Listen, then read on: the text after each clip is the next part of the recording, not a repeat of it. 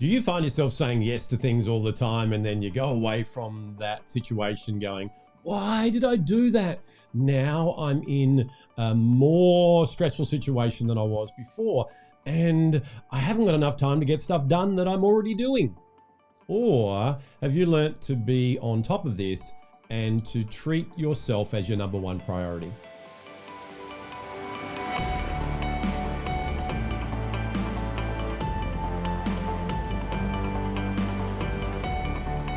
Hi, this is Grant Herbert, Emotional Intelligence Speaker and Trainer of the Year and Master Coach Trainer. And today I want to continue our conversation around developing our personal power, that underpinning competency of emotional intelligence, by learning to say yes and no appropriately. People tell me all the time, Grant, I have a problem saying no. And I'm quick to point out that that's not actually correct. Because every time that you say yes to someone or to something out of obligation, then you're actually saying no to yourself, to something else that is a true priority of yours. Now, over the last few weeks, we've looked at why this is the case. When we are working to please others, to get their approval, when we're operating in that performance trap, we will say yes subconsciously without even thinking, because we think that's what we need to do to get them to like us, to get them to accept us. Have you ever said yes to something and as it's coming out of your mouth, you're trying to get it back, but it's too late. It's already gone. So what I want to do in this very quick video today is to help you to know exactly what to do so that you say yes to things that are best for you to say yes to, and no to those things that you might be saying yes to way too quickly right now. The first thing we need to do is know your true priorities. As I said before, you don't have a problem saying no. You have a priority problem.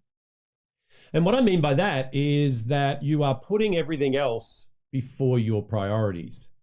Or you're putting priorities in a list and then you're not sticking to that. You may have those boundaries that we looked at and we set last week, and you're allowing your saying yes or no to actually open the gate to those priorities as well. So the first thing you need to do is to make sure that you are totally clear on your priorities. So then you know exactly what it is that you are saying yes to. And more importantly, which of your priorities you might actually be saying no to. The second thing that you can do, and I get my clients to do this all the time, is to go through a simple exercise that says, when I say yes to this, I'm saying no to that. And being able to recognize by the things that you constantly are saying yes or no to right now, whether or not any of those things are outside your priorities. So, for example, when I say yes to working many hours in my practice outside what I've got in my calendar, I'm saying no to my family time, to the things that are most important to me. So by going through that and writing down a list of all the things that you say yes to, you will find out exactly what is the consequence of saying yes to that. By doing this exercise and then considering the answers over the coming weeks and months, you will build up in your subconscious a store of information that when you go to say yes to something, you will think of those things that are your priorities. And it may help you to slow down. And number 3 is exactly that. It's to slow down the decision-making process. So as I said before, a lot of times we'll just go yes or no to something and then think, that's not really what I want. And then we deal with the consequences.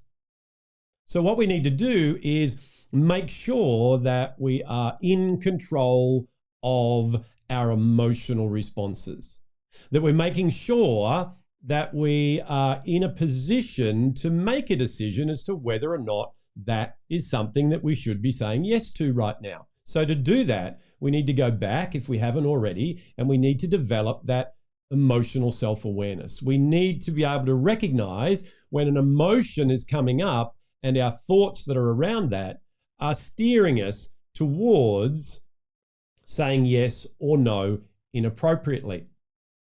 By coming out of the emotional brain and up into the logical brain, what we're able to do is then take that audit that we did of those things that we were saying yes and no to and apply them logically to that decision-making process.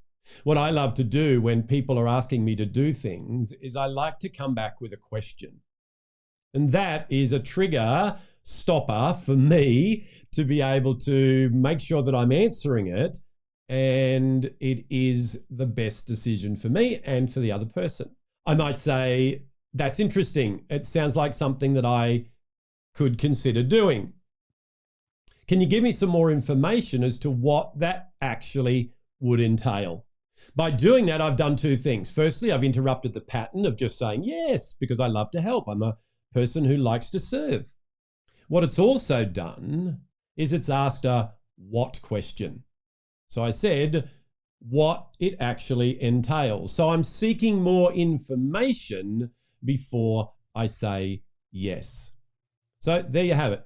3 simple but powerful steps that you can take yourself through this week to help you to recognize whether or not something is within your priorities when you're saying yes or no to it. October is Emotional Intelligence Awareness Month.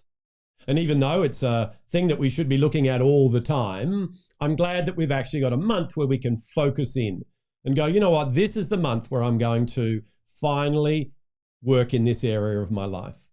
To help you out with that, I'm going to be running some events during the month that will help you as an individual if you are looking to develop your emotional intelligence through our Emotional Intelligence Bootcamp, or if you're someone who is a coach or a trainer or an educator who wants to learn how to train and coach others in social and emotional intelligence, I'll be running events to help you to do just that.